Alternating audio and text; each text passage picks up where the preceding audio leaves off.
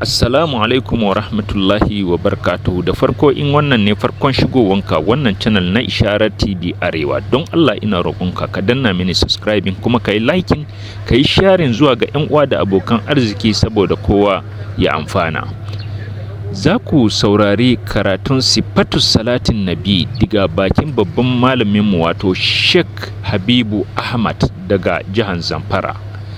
Ai sauraro lafiya. Alhamdulillah Muhammad ibn Abdullah wa ala alihi wa ashabihi wa man tabi'ahum bi ihsanin ila yawmiddin. Assalamu alaikum wa rahmatullah wa barakatuhu. Muna godiya ga Allah subhanahu wa ta'ala da ya sake tara mu wannan wuri mai albarka, masallaci da ke unguwar Barakallahu a garin Gusau, jihar Zamfara, Najeriya, inda muka haɗu domin darasi a cikin wannan littafi mai albarka sifatu salatin nabi sallallahu alaihi wasallama. Kamar yadda muka saba kowane lokaci kafin mu shiga darasi akan ɗan yi tambihi kaɗan, wanda yake a yau muna ranar talata, muna 15 ga watan ainihin watan zilƙa'ada, hijira na 1446, wanda kuma ya daidai 13 ga watan 5 miladiya na da 2025. Abinda nake son ɗan yi tambihi kafin mu shiga karatunmu shine cewa watan bayani dangane da akan abin da ya shahi zakka, wanda yake mu sani cewa duk wani abu da ya zo daga annabi sallallahu alaihi wasallama, wanda Allah subhanahu wa ta'ala ya sanar da manzo sallallahu alaihi wasallam, annabi ya sanar da al'ummarsa, to wannan abun za a yi aiki da shi ila yawmil qiyamati. Wato hukuncin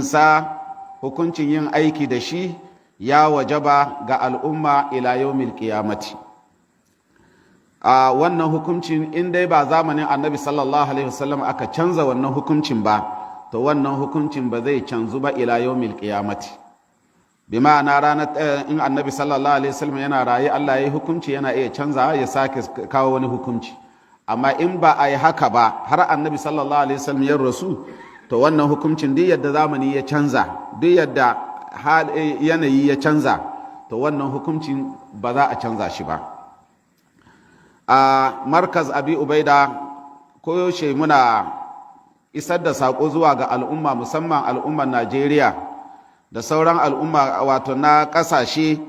cewa akan abin da ya shahi zakka za a yi ƙiyasi ne, domin mun san zamanin annabi sallallahu alaihi wasallam babu takardun kuɗi,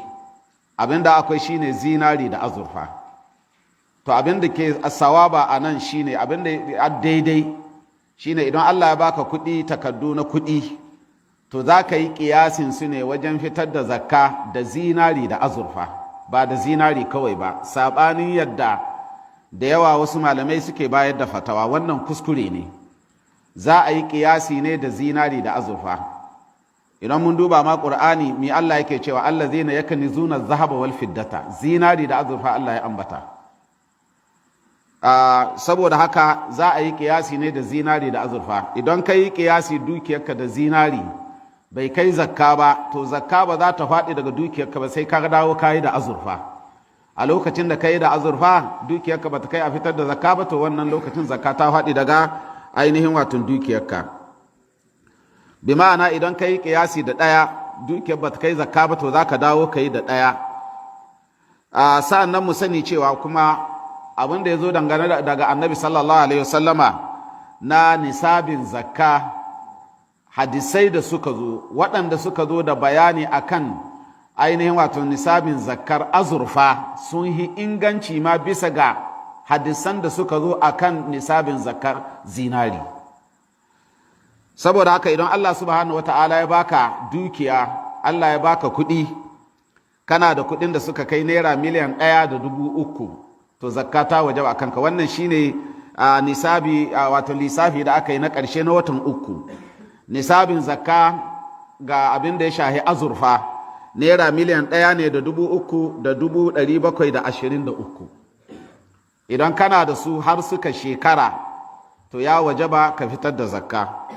Idan kuma aka dawo aka yi ƙiyasi da zinari, aka yi kima da zinari, to to nisabin zakka zai kasance ainihin wato naira miliyan 14,600 da ainihin wato 22. Kaga kenan idan Allah subhanahu wata'ala ya baka dukiya naira miliyan 1,300,000 za ka fitar da zakka, wanda adda miliyan 2 wato mai miliyan 1 kun ga zai fitar da 25,000, wanda adda miliyan 2 shi kuma zai fitar da ainihin wato 50,000 kenan, wanda adda miliyan 3 shi zai fitar da 75,000, wanda adda miliyan 4 kaga shi kuma zai fitar da 100,000 zakka, wanda adda miliyan 5 shi kuma zai fitar da 125,000, wanda adda miliyan 6 zai fitar da 150,000, wanda adda miliyan 7 zai fitar da ainihin wato 175,000, wanda adda naira miliyan 8 shi kuma zai fitar da naira 200,000, wanda adda naira miliyan 9 shi kuma zai fitar da 225,000, wanda adda miliyan 10 zai fitar da ainihin wato 200,000 da ainihin wato 50, wanda adda miliyan 11 shi kuma zai fitar da ainihin wato 275,000, wanda adda miliyan 12 shi kuma zai fitar da zakka naira 300,000, wanda adda miliyan 13 shi kuma zai fitar da zakka 325,000, wanda adda miliyan 14 shi kuma zai fitar da zakka 350,000. To kaga idan aka ce da zinari kawai ake yi, to waɗannan gaba ɗaya ba za su fitar da zakka ba. Wannan kuma kuskure ne. Manomi ya yi noma ya samu buhu 5 na gero ko na dawa, abinda bai kai naira miliyan 1 ba, abinda iyaka ta naira 500,000 ya fitar da zakka, a ce kana da kuɗi naira miliyan 14 wai a ce babu zakka a kanka. Wannan kuskure ne. Wannan shine muke tambihi kowane lokaci zuwa ga al'umma a dangane da ainihin watan fitar da zakka. Shi yasa nike cewa malamin da ke ba da fatawa ga cewa ainihin watan za a yi kiyasi ne, za a yi kima da zinari kawai, ba za a yi da azurfa ba, da malamin da ke bayar da fatawa cewa takaddun kuɗi ba su da zakka. Akwai malamai masu cewa wai takaddun kuɗi ba su da zakka tun da zamanin manzon Allah babu takaddun kuɗi, cewa minana ba za a yi kiyasi ba. To da malamin da ya ce ba za a yi kiyasi gaba ɗaya ba, takaddun kuɗi ba su da kuɗi, da malamin da ya ce da zinari kawai za a yi, ba za a yi da azurfa ba, to su biyu ɗin nan kamar ɗan jimma ne da ɗan jimmai. Domin duk inda za a samu mutum miliyan guda waɗanda ke da dukiyar da ya kamata a fitar ma zakka ainihin wato akan kiyasi da zinari, to bi iznillahi za a samu mutum miliyan 10 waɗanda adda dukiya da ainihin wato idan aka yi kima da azurfa za a fitar da zakka. Saboda haka malamin da ya bada fatawa cewa takaddun kuɗi ba su da zakka, idan ya hana mu mutum miliyan 11 fitar da zakka, to malamin da ya ce da zinari kawai za a yi, ba za a yi da azurfa ba, to shi kuma sai ya hana mu kusan mutum miliyan 10 fitar da zakka. Saboda haka sa'an nan kuma akwai abin da yawa wasu ainihin wato ba su san abin ba, ko kuma fahimtar su ganin su kai kamar ba haka ba ne. Wato idan Allah ya baka kuɗi, in dai kuɗi ne, ba wai sai kana sana'a da su ba zakka ke waje ba a kansu ba, a'a, in dai kuɗi ne, kana da kuɗi, ka tara kuɗi don ka yi aure, ka tara kuɗi don ka sai gida, ka tara kuɗi don ka je aikin haji, ka tara kuɗi don ka sai wata gona, ko kuma ka tara kuɗi don wani abu hakan ga dai kuɗi suna gare ka aje banki ko gidanka, in dai suka shekara to ka sani zakka ta waje ba akai, ba wai sai kana sana'a da kuɗi ba. In dai kuɗi ne cash, ba wai sai kana sana'a da su ba zakka ke waje ba akan ka. Wannan mutane su lura da wannan. In dai kana da kuɗi suna gare ka, suka shekara, suka kai nisabi naira miliyan 1,300,000, to ka sani cewa zakka ta waje ba akan ka, ba wai sai kana sana'a da su ba. Abin da ake cewa sai kana sana'a da su, misalin kana da motoci da yawa, ko kuma ainihin waton kana da hilaye, ko kuma kana da gidaje wanda yake saidawa hake, kasuwanci hake yi da su, to sole kaga dole zaka kimanta kuɗin su ainihin waton sai ka fitar da zakka. To su ne kayayyaki na wanda ake amfani da su yau da kullum, to su ne idan kana da su, to za a ce sai in kana sana'a da su ne zaka fitar da zakka. Amma wanda zaka aje don amfanin kanka, kaga wannan bai da zakka. Amma wanda zaka yi sana'a da su, kana jujjuyawa, ka sai da wannan, ka sai wannan, ka sai da wannan, to su ma zaka kimansa sai ka fitar da zakka. wannan kenan. To saboda haka wannan shine ainihin wato tunatarwa da muke yi zuwa ga al'umma cewa ainihin wato za a yi kiyasi wajen fitar da zakka, shine za a yi kiyasi da zinari kuma a yi da azurfa gaba ɗaya. In ka yi da wannan zakka ba ta waje ba sai ka dawo ka yi da wannan. Masu cewa wai ba za a yi da azurfa ba wani dalili akan wannan. Dalilin su dalilai guda biyu ne suke kawowa. Dalili na farko suna cewa wai saboda azurfa kimarsa ya faɗi ga ainihin wato duniya, wanda yake kuma abin da ya kawo wannan shine kun ga turawa sun karkata ne da bankuna sun karkata ne ga zinari he da azurfa, saboda haka sai ya kasance zinarin ya ƙara tsada, azurfa kuma sai ya faɗi. To saboda kasancewar mutane sun karkata ga zinari baya sa a ce ainihin wato abin da Allah ya hukunta ga azurfa a ce wai babu wannan hukuncin, kuma bai yiwa. Wannan shine hujjar su ta farko da suke kawowa. Sa'annan Allah da ya shar'anta akan fitar da zakka ga zinari da azurfa, ai ya san ƙarshen zamani azurfa kimarsa zai faɗi, amma kuma ga su hadisai da suka zo daga manzon Allah akan azurfa sun yi inganci bisa ga zinari. Saboda haka hukuncin yana nan ila yawmil qiyamati. Hujjar su ta biyu cewa wai an ce inda Annabi sallallahu alaihi wasallam ce ga hadisi tukhadhu min aghniyahim wa turaddu ila fuqara'ihim, za a karbi zakka ne ga mawadata sa'annan a mayar da wannan zakka zuwa ga talakawa. Wai su ce to wanda adda kimar dukiya na azurfa ai ba mawadaci bane. To abin da ake nufi da mawadaci anan shine milkun nisab, da ka mallaki nisabi kai mawadaci ne. Takan yi ka mallaki nisabi amma ya zama to ga hakikanin lamari kai talaka ne. Misali mutum yana da mata 3, yana da 'ya'ya 15, yayi noma ya samu ainihin watan buhu 5 kawai ko buhu 6, kaga a wajen baya da abin da zai amfani, baya da dukiyar da za ta isa su zuwa shekara, kaga talaka ne. Amma kuma wajen fitar da zakka mawadaci ne, tunda yana da abin da ya kai a fitar da zakka. Da zarar ka mallaki abin da ya kai a fitar da zakka ga shari'a kai mawadaci ne, ko da ga hakikanin lamari ainihin abin da ke gare ka in aka duba cewa wani bangare ana iya sanya ka a cikin talakawa in baka da abin da zai iya wato abin da zai iya ciyar da kai tsawon shekara guda. Saboda haka wannan shine tambihi da muke zuwa ga al'umma. Muna roƙon Allah subhanahu wata'ala ya sanya mu a cikin bayi waɗanda ainihin wato ke ainihin wato aiki da dukkanin abin da ya zo daga Annabi sallallahu alaihi wasallama. Insha Allah to za mu ci gaba da karatunmu. Na'am.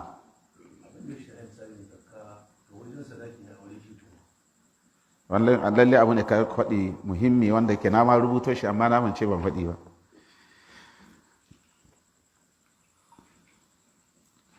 Wani ke tambaya dangane da bayani akan abin da ya shahi zakato wajen sadaki fa. To wajen sadaki abin da ke faruwa shine akwai malamai waɗanda su a wurinsu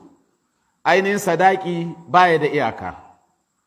Waɗanda suka taiga cewa sadaki yana da iyaka daga cikin malamai da suka tai akan wannan shine Imam Malik. Kuma abubuwa guda biyu ne ya ambata. Aƙallu sadaki cewa ainihin waton rubu dinarin. Rubu dinarin kuma ga hali yanzu zai kama 182,775 rubu dinarin. Ya ce ko kuma salasu darahim ko kuma dirhami 3. Dirhami 3 kuma zai kama ne naira 15,000 da naira 55. 15,000. Saboda haka a wajen sadaki ba abinda shari'a ta zo da shi duka za a yi aiki da shi. Saboda haka idan aka kimanta aƙallu sadakin akan zinari cewa 182,000 to haka kuma akan abin da ya shahi azurfa za a dawo wajen azurfa ma a ce nawa ne ainihin aƙalla sadakin zai kama. Kaga zai kama 15,000 da ainihin naira 55. Kaga kenan ya halatta a yi sadaki naira 16,000 ya halatta. A cikin ainihin watan wannan littafi mai albarka sifatu salatin nabi sallallahu alaihi wasallama wanda yake darasinmu na yau a cikin wannan littafi shine darasi na 22. Sa'annan kuma a yau muna ranar talata ne shahi na 169. A wajen ku shahi nawa ne? Shahi 147. Malamin a Sheikh Nasiruddin Al-Albani yake cewa alfa'idatu thaniya watan fa'ida ta biyu wayar alƙari'ul karim yace mai karatu mai daraja zai ga cewa anna hadhihi siyaga cewa waɗannan sigogi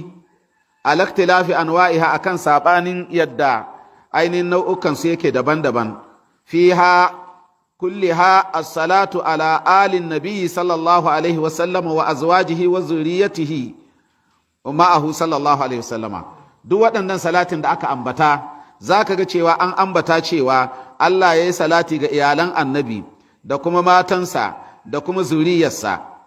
Yace fali zalika saboda haka falaysa min as-sunnati bai zan daga cikin sunna ba wala munfazan lil amri annabawi wato ko kuma wani abu da za a zartarwa daga al'amari na wajen annabi sallallahu alaihi wasallama cewa man iktasara ala qawlihi wanda ya takaita mutum ya takaita ga magana sa cewa Allahumma salli ala Muhammadin fa hasbu kawai ka tsaya ba tare da ka sanya iyalinsa ba bal la budda min al itiyani bi ihda hadhihi siyagi kamila yace babu makawa sai an zo da waɗannan sigogi kammalallu kama ja'at anhu sallallahu alaihi wasallam kamar yadda yazo daga annabi sallallahu alaihi wasallama la farqa fi dhalika bayna at-tashahhud al-awwal wal akhir ba bambanci tsakanin wannan ga tayya ta farko da kuma tayya ta biyu kenan ga tayya ta farko zaka yi salati ga annabi sallallahu alaihi wasallama ga tayya ta biyu zaka yi salati ga annabi sallallahu alaihi wasallama wa huwa nass al-imam ash-shafi'i wato shine nassin da imam ash-shafi'i ya faɗa a cikin littafin sa da ake cewa al-ummu mujalladi na farko shahi na 102 faqala sai imam ash-shafi'i yake cewa wa tashahhudu fil ula was thaniya cewa atayya ana yin tayya ga ainihin wato zama na farko ainihin wato ga da kuma zama na biyu za a yi tayya to shine yake cewa lafzun wahidun la yakhtalif yace lafzi ɗaya ne baya sabani wa ma'ana qawli abinda an ma'anan magana ta shine at-tashahhudu tayya shine at-tashahhudu was-salatu ala an-nabi sallallahu alaihi wasallam shine yin tayya da yin salati ga annabi sallallahu alaihi wasallama la yujzihi ahaduhuma anil akhir dai ba zai isan ma dai ba bi ma'ana tayya ba za ta isan ma yin salati ga manzo ba sa'annan yin salati ga manzo shi kun ba zai isan ma yin tayya ba dole guda biyu sai kayi su gaba daya wa amma hadisi cewa kana la yazidu fi rak'ataini ala tashahhud cewa baya karawa daga raka'a biyu akan tayya kawai fa huwa hadisun munkar wato hadisi ne munkari kama haqqaqtuhu fi da'if yace kamar yadda shi albani yace kamar yadda na tabbatar da wannan na haƙƙaƙa shi a cikin wato ahadisu da'ifa kenan wa inna min ajaibi hadha zaman malami yace yana daga cikin abun mamaki na wannan zamani wa min al-fawda al-ilmiya fihi da kuma ainihin maganganu da ake yi waɗanda ba su da kan gado wajen ilimi an ya jara'a ba'dun nasu wato sashen mutane su yi jarumta wa huwa al-ustaz Muhammad Is'af annashabi fi kitabi cikin littafinsa cewa littafinsa na al-islamu sahih wai maganarsa da ya cewa ala inkari salati ala ali wato a maganarsa da ya cewa wai yana inkari ga wai ayi ma annabi sallallahu alaihi wasallam ayi ma iyalansa salati fi salati alaihi sallallahu alaihi wasallam ga ainihin ma annabi sallallahu alaihi wasallam salati ala ragami min wurudi zalika fi sahihi tare da cewa kuma wannan ya zo a cikin Bukhari da Muslim za a yi ma iyalan Annabi sallallahu alaihi wasallam salati amma shi wannan malamin ya zo yana inkarin wai yin salati ga iyalan manzo sallallahu alaihi wasallama ga yin salati lusar da za a yi ma manzon Allah salati wa ghairihima da kuma wasu sahihaini an jam'in min sahaba daga ainihin da yawa daga sahabbai cewa za a yi ma iyalan annabi sallallahu alaihi wasallam salati minhum daga ciki akwai kabun ujra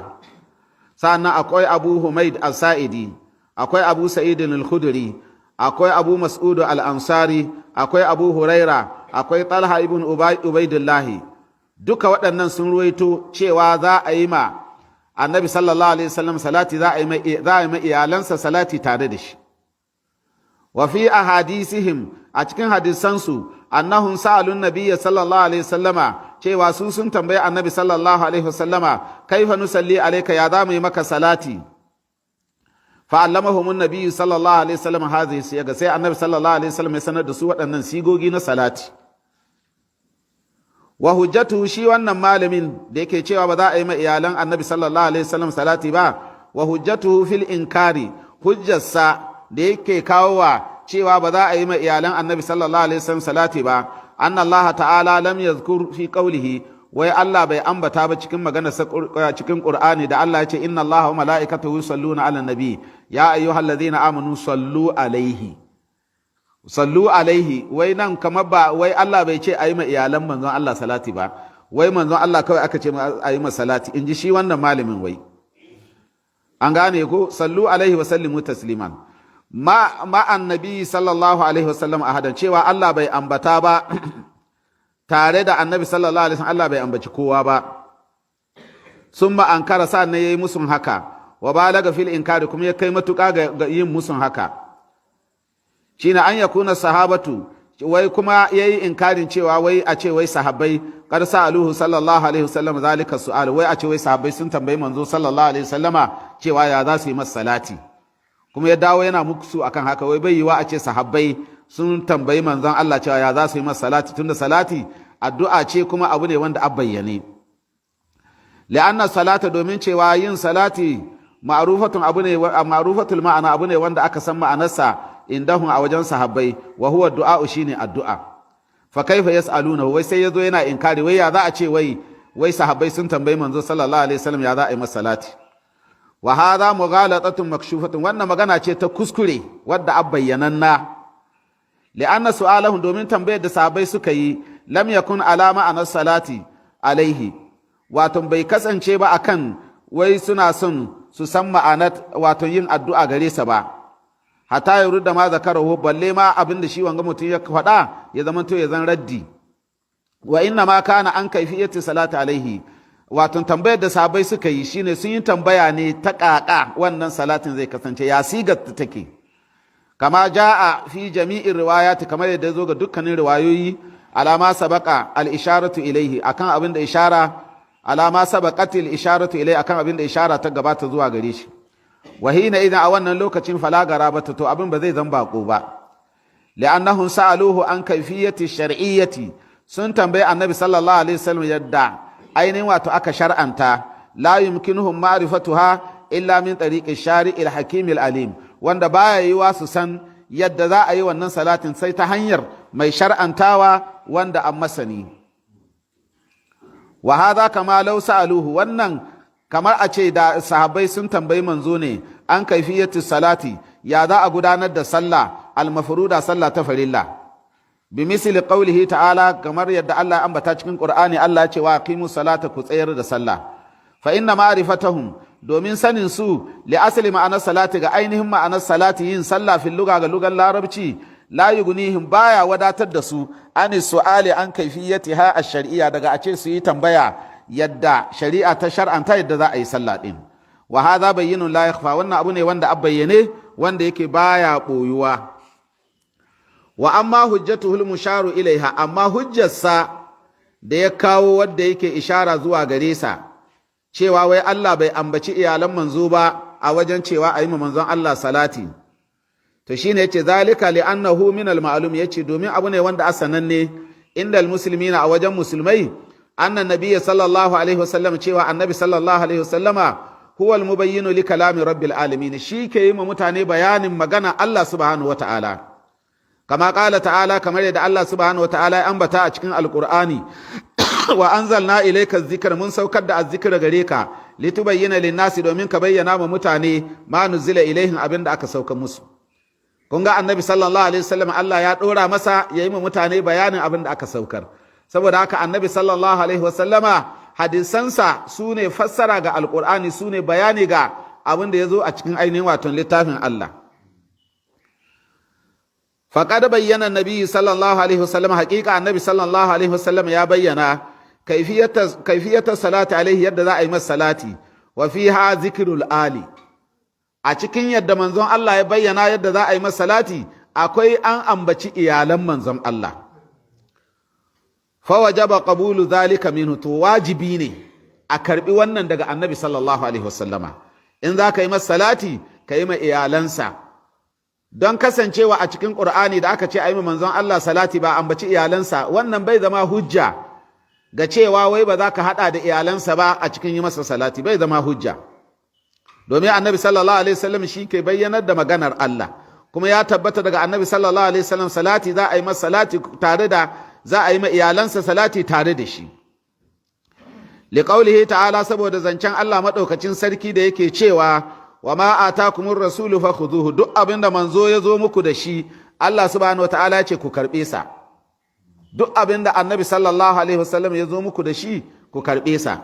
To kaga wannan yana nuna muna cewa annabi sallallahu alaihi wasallama ba wai qur'ani kawai za a karba gare sa ba, a'a duk abin da ya zo dangane da shi, kaga kenan hadisansa sun shiga a ciki. Wa ma atakumur rasulu fakhudhu, abinda manzo ya zo muku da shi ku karbe sa,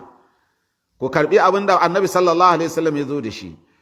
Kaga wannan ya kumshi, shi yasa ya zo a cikin hadisi annabi sallallahu alaihi wasallam yake cewa ala inni utitul kitaba wa mislahu ma'ahu, ku saurara ni an bani littafi, an bani qur'ani da kwatamkacin sa tare da shi, shine hadisansa.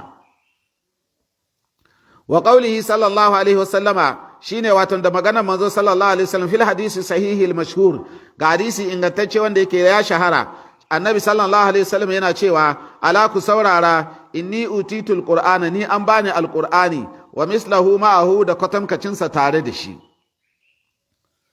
Wannan kuma abu ne wanda ya fitar da wannan hadisi a cikin takhrijul mishkat. An samu shi Albani ya fitar da wannan hadisi a cikin wannan littafin da ya wallafa. Sai Albani ya ce walaita shi'iri, ya ce kai co da dai a ce na san ma za ya kulu annashazibi, wannan malami wanda ke inkarin cewa ba za a yi ma iyalan annabi sallallahu alaihi wasallam salati tare da annabi sallallahu alaihi wasallama, ya ce da dai a ce na san wa man qad yagtarru bi baharaji kalamihi, da wanda zai rudu da maganarsa ta ƙarya, fi man asa an yunkira tashahudu fi salati, wanda takan yi yayi inkarin yin tayya a cikin sallah yayi inkarin wai cewa ba za a yi tayya ba a cikin sallah. Kun san wannan ita ce aqida wasu daga cikin yan qalaqatu. Aw ankara alal haidi, koko yayi inkari ga mace mai haila, tarka salati wato barin sallah, wa sawmi da azumi fi haidatiha ga haidatta, wanda yake wannan aqida ce ta yan qalaqatu masu cewa wai mace mai haila za ta yi sallah, mace mai haila kuma za ta yi azumi. To shine Albani yake cewa kai co da dai a ce na san ainihin wato shi abinda shi wanga malamin wanda ke inkarin a yi ma iyalan annabi sallallahu alaihi wasallam salati tare da annabi sallallahu alaihi wasallam yake cewa kai co da dai a ce na san ainihin wato abinda shi wannan malami yake faɗa, me yake faɗa dangane da wanda ke inkarin tayya gaba ɗaya a cikin sallah,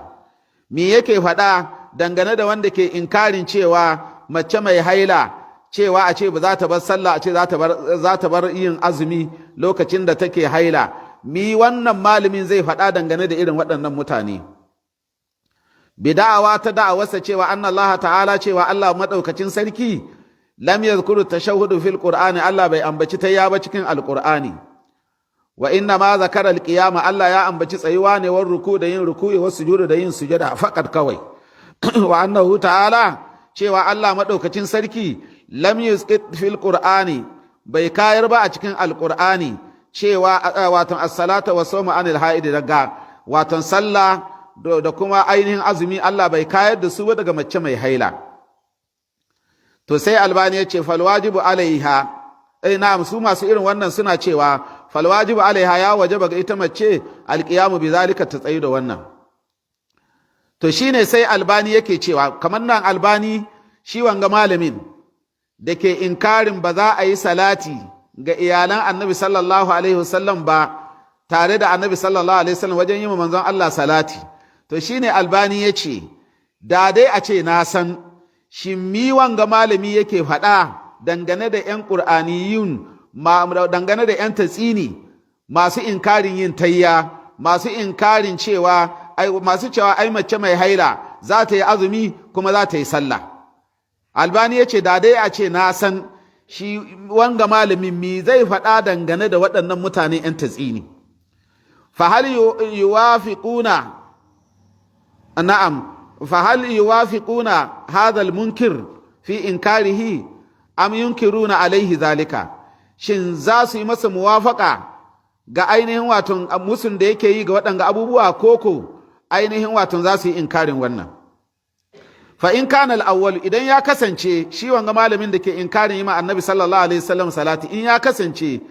ainihin zai yi muwafaka ne ga su ƴan ƙato ga abin da suke faɗa, wa zalika mimma la narjuhu, wannan shine abin da ba mu fatarsa, faqad dallu dalalan bayina, haƙiƙa sun bace bata mai nisa. Wato wanda ke cewa ba za a yi ma iyalan annabi sallallahu alaihi wasallam salati ba,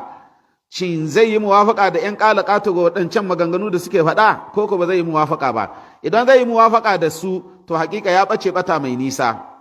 Wa kharaju an jama'atil muslimin, kuma sun hita daga al'ummar musulmai. Kun ga wannan gashi Albani ya bayyana karara, duk wanda ke inkarin hadisan annabi sallallahu alaihi wasallama ya hita daga cikin da'irar al'ummar musulmi. Wa in kana al-akhir, in kuma ya kasance bai yi muwafaka da ƴan ƙato ba ga abin da suke faɗa, faqad ufiqu, to sun yi muwafaka wa asabu kun yi daidai, to fa ma raddu bihi alal munkirin, abin da suke yin amfani da shi akan yin raddi ga wanda ke inkarin yin zaman tayya, fa huwa radduna, to shi an raddin da zamu yi alan nashasibi, wato shi an raddin da zamu yi mu ga wanga malamin. Wa qad bayyana laka wajha zalika, kuma mun bayyana maka huskar wannan. Wato shi abinda Albani ya kawo nan yake son ya lura da mutane dangane da wannan kadiya, shi wanga malamin da ke inkarin cewa wai ba za a yi ma iyalan annabi sallallahu alaihi wasallam salati ba tare da annabi sallallahu alaihi wasallama, to me yake cewa dangane da ƴan ƙato masu cewa ba a yin tayyama gaba dangane da aƙidunsu? To abin da zai yi amfani da shi ya yi musu raddi, to da shi za mu yi amfani shi ma mu yi masa raddi. Ce wadda yake yi abin bai zo cikin Ƙur'ani ba da ya yarda da hadisi ba, to sai mu yi masa raddi da abin da yake yi ma ƴan ƙato raddi da shi za mu yi masa raddi shi ma. Saboda haka sai Albani yake cewa fa hazaran ayyuhal muslim, yace ya kai musulmi, wato ina tsoratar da kai, an tuhawila fahim alqur'ani, kakka yi kokarin wai fahimta alqur'ani mustaqillan an sunna, ba tare da hadisi ba. Kai hattara ya kai musulmi ga cewa wai ka fahimci alqur'ani ka ce ba tare da sunna ba, fa innaka lan tastati zalika, kai ba za ka iya wannan ba. Walau kunta fil lugha sibawaihi zamanika, ko da ga lugar larabci kai asibawaihi na wannan zamanin na larabci, to ba ka iya fahimta alqur'ani sai tare da sunna. Wa hakal misalu amamaka, yace wannan shine misali wanda ke gabaninka, fa inna nashazibi, cewa wannan malamin wannan kana min kibari ulama'il lugha, yana daga cikin manyan malamai na larabci fil qarni al-hadir, a cikin zamanin da muke ciki. Fa anta tarahu, zaka gansa cewa qad dalla, ya bace, hina tarra bi ilmihi fil lugha, lokacin da ya rudu da lugansa na larabci sai ya bace. Wala masta'in ala fahmil qur'ani bis sunna, bai nemi taimako ba ga fahimta alqur'ani ta hanyar sunna, bal innahu ankaraha, shi yayi inkarin ainihin watan sunna,